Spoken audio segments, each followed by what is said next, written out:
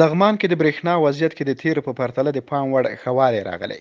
د لغمان برېښنا رئیس مولوي عمرګل نایب وایي چې اوس مهال یې لغمان کې د غوره برېښنایي خدمتونو د رسولو او د پیرودونکو ضایعات ترڅنګ د برېښنا عوایدو راټولولو، شبکې اصلاح، د ضایعاتو کچې راټیټولو په برخه کې کوټلي ګامونه اخیستي دي. د ښاغلي نایب په وینا کوم ترانسفرمرونه چې د شبکې په بیلابیلو برخو کې د اضافه بارۍ له ستونزې سره مخ وو تشخیص او د برېښنا ستونزې د حل په برخه کې پر وخت اقدام ترسره شوی.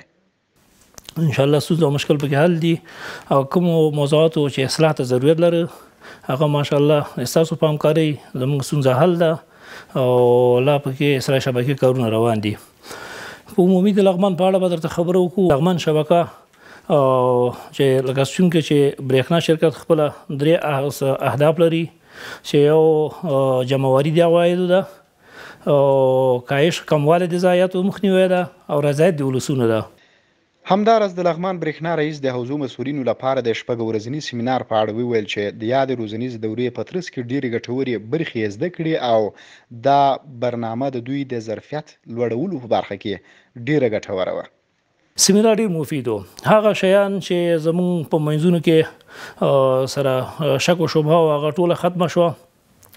ته ګمان وکړه چې په دغه شپږو ورځو په طول کې نو هر یو رئیس، هر یو امیر یو مسلکي شخص جوړ شو. ښاغلي نایب زیاته کړه دمګړۍ د لغمان برېښنا شبکې په اړوندو سیمو کې د شبکې اصلاح او د برېښنا زړو تجهیزاتو د ترمیم او نوي کولو لړۍ هم د تخنیکي ټیمونو له لوري په منظم ډول روانه ده چې تر دې دمه یې ښې پایلې له ځانه سره لرلي.